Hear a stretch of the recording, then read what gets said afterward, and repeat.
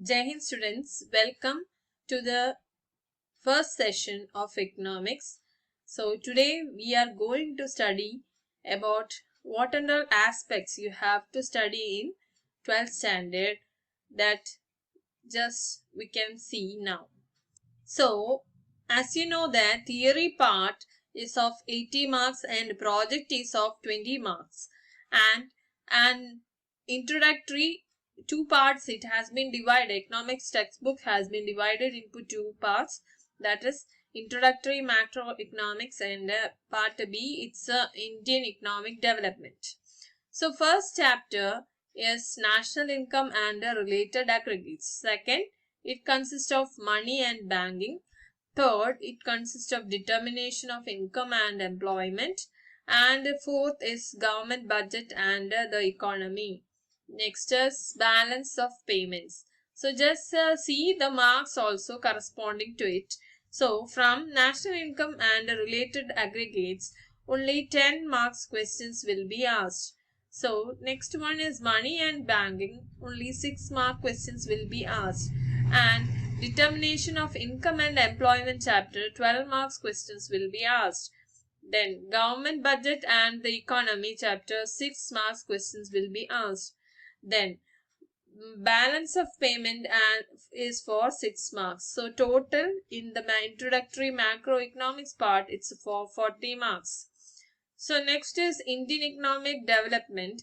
So in this you have to study, you can see your textbook, that is development experience and economic reforms since 1991. It's some subheadings it has been given as chapters, so you can just see. So it is for 12 marks.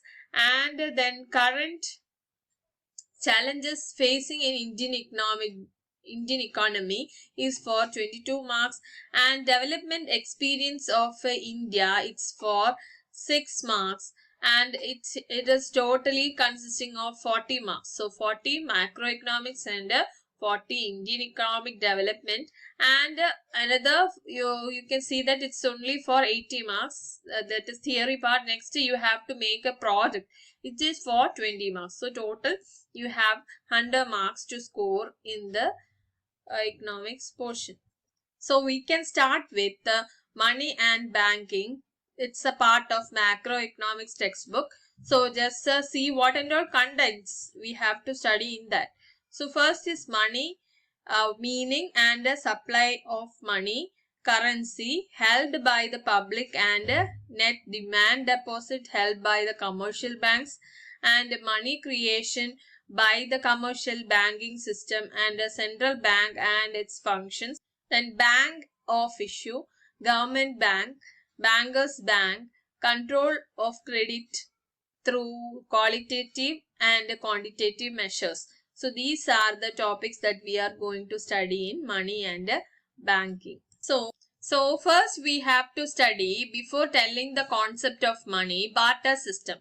So barter system is a system of exchange where participants in a transaction directly exchange goods or services for other goods or services without using money as a medium of exchange. So that is known as what? A barter system. So we are exchange. This system prevailed. We can say that it prevailed when it will be prevailing. You know that it may be prevailing before the existence of money. So as a system of exchange, we are taking into exchange, that is goods to goods exchange. So that's known as what? Barter system. Next, you know that as nowadays the money is a system of exchange. So why we had removed this goods to goods exchange system? So what were maybe the reasons? So it may be some shortcomings may be there for the exchanging of goods to goods system. So what is that? That is shortcomings of barter system that we are going to see. First is lack of double coincidence of wants. So what is that? So sometimes one person have to exchange some other good for the needed goods, but the other person may not want that good, so he is forcefully what have to receive that good. So that's known as what a double coincidence of wants. So since the want that one person maybe in need may not be the what the other person's satisfaction. So it is what the goods to goods exchange may not, so unwillingly he will be buying the other good instead of that good. So that's known as what lack of double coincidence of wants. So next is lack of common unit of measurement. So it is not having the common unit of measurement. So if we can say that if for example if we are transacting good that is jackfruit to an apple, or jackfruit to an coconut, so it is not having the same weight or any unit of measurement. So that's known as what lack of common unit of measurement. So next is lack of storage facility. So it is some goods are not having storage facility, or it can't be stored for further uses. So that is known as what is lack of storage facility. Next is lack of deferred payment. So we can't say that the particular good deferred payment means in future we will be paying it back. So in that condition we are taking the good and giving in future. We are telling them that we will be giving it in future, but that condition may not be possible, because in certain climatic condition only if that good is produced or that good is got, so we can't repay it on the future. So that's known as lack of deferred payment. So we can't fix it like that. So these are certain what drawbacks of barter system. So due to this what the money came into existence. So just see the definition of money. So money is anything that is universally accepted and which can be used as a medium of exchange or usable for undertaking transactions is known as what money.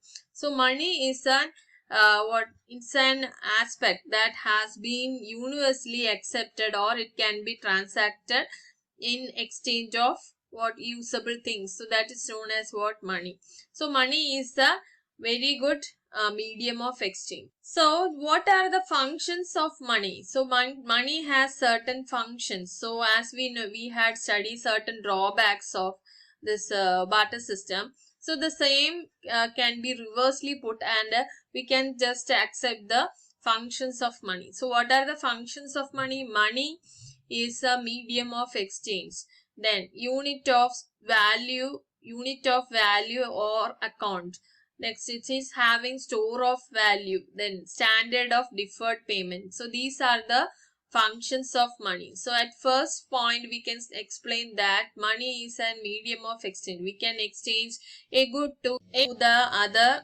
Instead of that we can use money as a medium of exchange. So it is necessary. So money as a medium of exchange, it's a very much acceptable mean of exchange. So instead of good, nowadays we are exchanging good in good to what we are buying things using this money. So that's first function. Next is a unit of value. It has an measurement or unit with that we can measure it. So that's also an important function. So instead of we are giving 2 or 3 coconuts or through 2 or 3 what perishable goods, we are putting a value for that and buying it. So it's a very important another function. So it's having an unit of value. Next it's a store of value. It's having a store of value. So we can store it for future purposes, or we can just keep it aside. So that's known as store of value. Next is standard of deferred payment. So it's having a standard of deferred payment. So we can fix an amount and we can say that in future we will be transacting it, or we will be telling that in future we will be buying that product. So keep it aside. So like that we can make an condition for that. So that's known as what standard of deferred payment.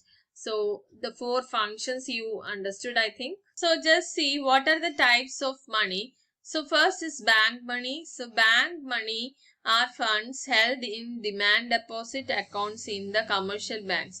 So it's a having, as you know, that it is having a store of value, or a value has been we are putting it in the bank. So it is whenever demand deposit means what, whenever we need the amount we will be withdrawing it. So that's known as demand deposit.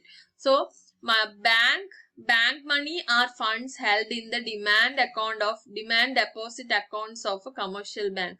So it is an bank transaction, a particular amount of money that we are keeping in bank. So that's known as bank money. So next money is fiat money or legal tender money. So the money which is used on the order or fiat of the government is called the fiat money. So it can also be called as legal tender money because it cannot be refused by any citizen of the country for settlement of any kind of transaction. So fiat money is the money that has been issued by the government. So government will be legally telling us that this money is may be used for transaction, or government is you can just see the demonetization that had been occurred in November 8, 2016. So you can just know what is that. So we were just sitting like and we were seeing an conversation of the prime minister. So see, he suddenly stopped the 500 and 1000 notes. So we have to the transaction of that particular note has been removed. So we, instead of that, new notes have been implemented, so that we were forced to use new notes, and we were not using the previous ones. So that's known as what, a legal tender money or fiat money. So whatever the government issues, and we have to accept that. So that's known as what, fiat money, legal tender money. Next kind is non-legal tender money. So this money is accepted on the basis of trust that the issuer of money commands. So this is you know that, for example, you know, some checks, drafts, so like that, instead of money, some paper notes that has been given as guarantee. So that's known as non-legal tender money. So this money is accepted on the basis of trust that the issuer of money commands. So it is also known as what, fiduciary money, as it is accepted as a money on the basis of trust. So it includes credit instruments such as drafts, checks, bills of exchanges, etc. So these are the kinds of non-legal tender money.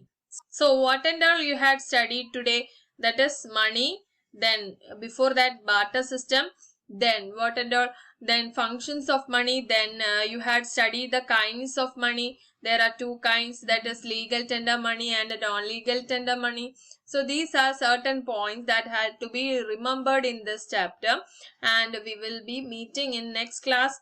Hope you understood. Thank you, students.